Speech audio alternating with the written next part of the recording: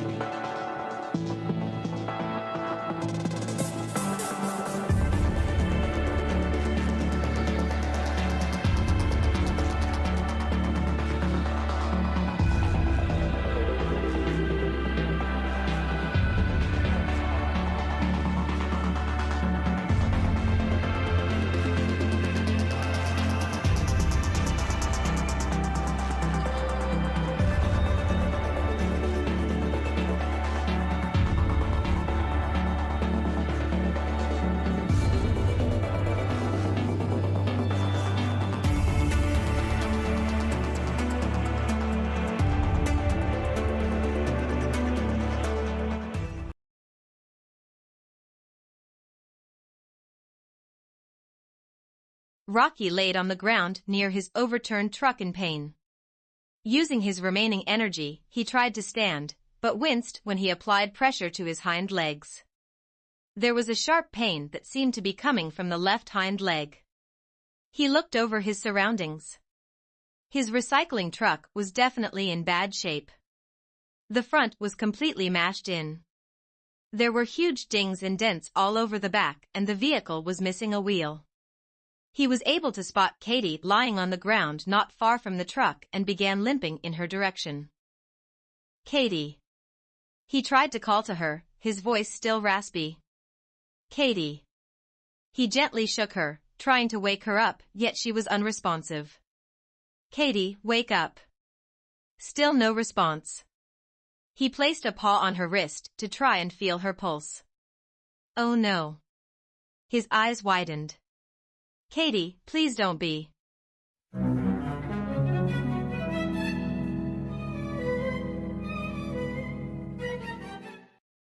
Marshall had left the beach long ago.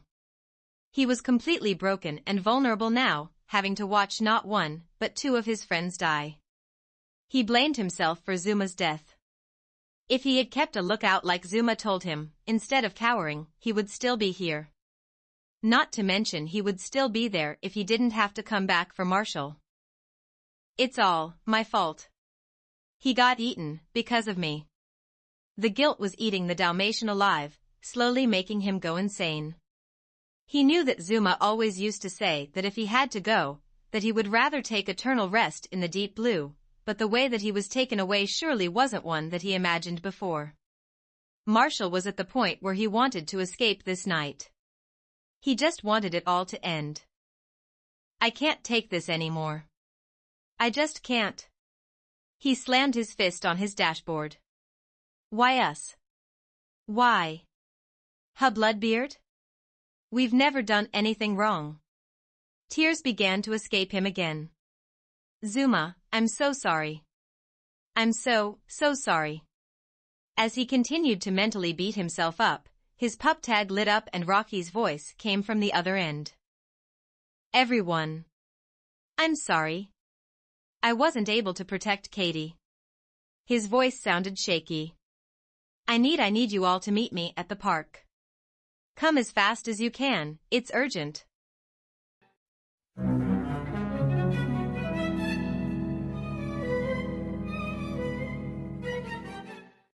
Rocky was the first to arrive at the park, as he was the closest one. With his recycling truck totaled, he had to limp the entire way there. He waited for the others and sometime shortly after, Marshall pulled up in his EMT truck. An expression of total defeat surrounded his features. Chase was the next to come. He slowly disembarked his vehicle, staring at the pink pup tag and collar he held in his paws, not looking up once. Rocky quickly noticed the spirit-breaking expressions on their faces, as well as the other missing members of the party. A grim realization started to seep in. Where are Sky and Zuma? He hesitantly asked. Neither pup could face him or speak. Guys. Stop fooling around here. Tears started to fill the mixed breed's eyes. Where are they? Where are they? As the other two bowed their heads in depression, Rocky's answer was confirmed. No. We can't be the only ones left. We just can't. He ran up to Marshall. Marshall, please tell me Zuma's still out there. This has to be a joke. Where is he? He began to shout. Give him back. Give him back. Give him Biahahak. Rocky fully bursted out into tears, falling freely on Marshall's chest. Marshall places an arm around him to comfort him, trying hard not to join him in his teary parade. It was plainly clear, the pups were defeated, broken, spiritless. In a way, they were already dead. Bloodbeard had won. If there was any chance for survival, the three would have to leave town, and fast. We have to leave Adventure Bay. Rocky said. We have to get somewhere safe. Whether it's Foggy Bottom or Carlos Jungle. We just have to leave. What's the point? Chase mumbled out, still staring at the pink collar within his paw. There was nothing but emptiness in his eyes and voice. There's nothing left for us. Everyone else is gone, even Ryder. The PAW patrol is over. Even if we survive this night, I don't think I could go on. Just to stop feeling this pain. I'd rather Bloodbeard just stab through my heart right now. He raised his voice. Marshall and Rocky looked at him in shock. Chase, you don't mean that. Marshall told him. Yes, I do. That monster, he took Sky. Right in front of my eyes. Chase was now pouring out tears. After I had just told her how I felt. After I told her I loved her. He fell to the ground sobbing loudly. I just can't go on. I can't live with the images of her death. He covered his ears. I can't live with the sound of her voice. Her voice, begging me, pleading me to save her, and I failed. I failed. I failed. I failed. Chase wailed and wailed, projecting deep emotions. Letting out everything he held in, the moment of Sky's death. Rocky and Marshall could only watch in heartbreak. I deserve to die. I deserve to die. There's nothing left. There's no one left. Marshall had heard enough. He quickly got closer to Chase. He raised his paw and smacked Chase with all his strength. Rocky gasped at this. Chase, confused by the impact, looked up rubbing his cheek and saw a teary-eyed Dalmatian before him. Chase, you idiot. You're only hurting us by saying these things. Hurting me. Rocky and me, we both care about you. You have us left. You have me left. Am I not a good enough reason for you to survive? Do I really mean nothing to you? Marshall's expression was a combination of anger, sorrow, and hurt. Chase continued to stare at Marshall in surprise. Why was he saying all these things? Chase couldn't come to any conclusion. Marshall, what do you dash? Those who gaze upon the moon as I pass, shall soon find that night to be their last. All eyes opened wide in horror at the sound of the voice. An eerie wind blew around the three, surrounding them, filling them with dread as it moved all over the park. A tall figure appeared out in the distance and began to slowly walk toward the three, long ebony hair moving with the wind. The figure came closer. It was none other than the ghost pirate himself. Bloodbeard. No. Not now. Rocky's voice shivered as he trembled with fear. As the ghost pirate continued to move towards them, the horrific memories of Sky flashed through Chase's mind. He could feel something burning up inside him. Anger. Sadness. Hate. We have to go, now. Rocky shouted. Before he could even finish his sentence, Chase had already started charging toward the pirate. Chase, stop. Marshall called out to him, but Chase didn't stop. He was locked in a mode of fury and rage. He bared his teeth as he closed in on Bloodbeard. The pirate drew back his arm and swung his hook at the shepherd. Chase dodged the hook and latched onto the murderer's arm with his teeth, furiously biting and clawing at him. Not a sound of pain erupted from Bloodbeard. He began swinging his arm, trying to shake off the shepherd, but Chase made sure to hold his grip. He wanted to make him pay. Pay for killing Sky, pay for killing Ryder, Rubble, and Zuma, pay for everything. Bloodbeard raised his hand and began to strangle Chase, in an attempt to get him off. The pirate's strong grip around Chase's neck caused his intake of oxygen to become thinner and thinner. Chase's vision became blurred. Chase! Rocky yelled. Chase, unable to hold out anymore, had let go. Bloodbeard raised his hook and swung it. Crimson liquid drifted through the air, as if in slow motion. Chase was waiting to feel pain, but to his confusion, pain did not come. His vision slowly came back into focus and he saw Marshall standing in front of him, a hook parting his chest. Chase's eyes became wide in shock. Marshall? Jo. VHY. Marshall's response began with a weak smile. Because I really care about you. Chase could only watch as Marshall's beating heart was ripped right out of his chest. His now lifeless body fell to the ground, his white fur stained with crimson red. Marshall. Chase picked up the Dalmatian in his arms and held him, crying as his own fur began to stain with his friend's blood. Rocky watched from a distance, speechless, unable to say even a word. In just a mere second, they had lost yet another friend. Chase lifted his head with even more rage burning in his eyes. He slowly laid Marshall's body back on the ground. You. Chase spoke with a dark voice. You just keep taking away everyone I care about. Taking away everyone I love. He clenched his teeth. No more. I've had enough. Chase charged for the pirate and pounced on his leg.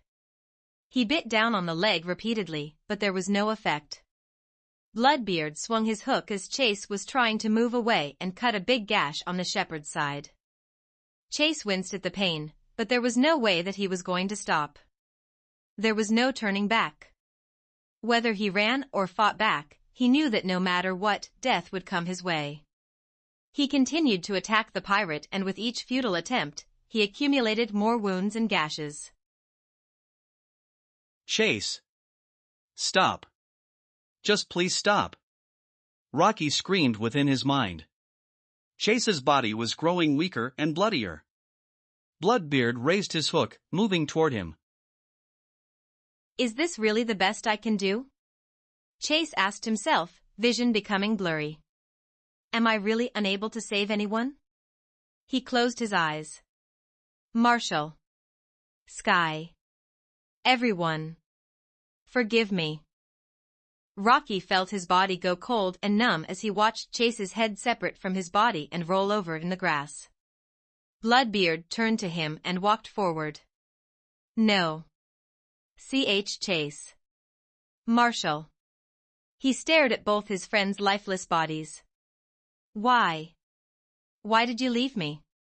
He choked up. The pirate continued to walk closer. Rocky's image reflected in the pirate's red eye, and the pirate's hook reflected in the mixed breeds. Without even thinking, Rocky ran out of the park, running down the street as fast as he could while limping, not looking back. He didn't know where to go or what to do. He just ran. He passed by many houses. He wanted to stop and ask anyone for help, but he knew that it would only put them in danger as well, and he just couldn't do that. He came across an alleyway deep in town and tried to take a shortcut, but was met with a dead end instead. He could hear Bloodbeard's footsteps getting closer, the heavy breathing getting louder. Trapped in the center of three walls, he covered his eyes, shivering. Go away. Go away. Go away. Rocky? Rocky, wake up. Rocky opened his eyes, recognizing the voice. He almost cried. He couldn't believe it. He was back inside the lookout. Ryder, Sky, Rubble, Chase, Marshall, and Zuma were there standing before his eyes, smiling. You were having a bad dream, Rocky. Ryder told him. The others were silent. Rocky, still in disbelief, bursted into tears. Ryder, it was horrible. All of you were killed by a ghost pirate. I was the only one left. I felt so scared, so alone. I'm so sorry for making fun of you all. I was afraid all along. He wailed. The other pups still remained silent. It's okay, Rocky. Everything's all right now. Ryder stretched his arms out, inviting Rocky in for a comforting hug. Rocky ran into Ryder's arms, embracing him. Rocky felt so happy. Happy to see everyone safe. Happy to know that everything he witnessed was just a horrible dream. As he continued his embrace, a few realizations came to him. For one, he didn't fall asleep in the lookout, he fell asleep in his pup house. 2, he could still feel pain in his leg, and lastly, Ryder's hug, it felt cold. Rocky gasped, eyes shooting open wide in shock. SHNNK. A hook was stabbed into Rocky's back. As Rocky gasped out in pain, he heard familiar heavy breathing. Raising his head up, he looked and saw the red pupilless eyeball on Ryder's face. At that moment, he knew he had been tricked. The setting of the lookout slowly faded away, revealing the alleyway that Rocky had ran to for cover. The one whom he had been embracing was none other than Bloodbeard. It was all an illusion. The murderous pirate had toyed with his mind, leading him to a false sense of security. The ghost pirate moved his face close to Rocky. Nose to nose, he began to speak. Those who gaze upon the moon as I pass, shall soon find that night to be their last. He spoke without moving his mouth and removed the hook from Rocky's back as the mixed breed started to lose consciousness. Rocky slowly fell to the ground as he watched Bloodbeard walk away. This was no dream, but a living nightmare. This was hell. Is this my punishment? I'm so sorry, everyone. As Rocky hit the ground, the final red star vanished from around the blood moon, and not too long after, so did the ghost pirate. The red tint that covered the moon faded away, revealing a peaceful, yet deceiving night sky.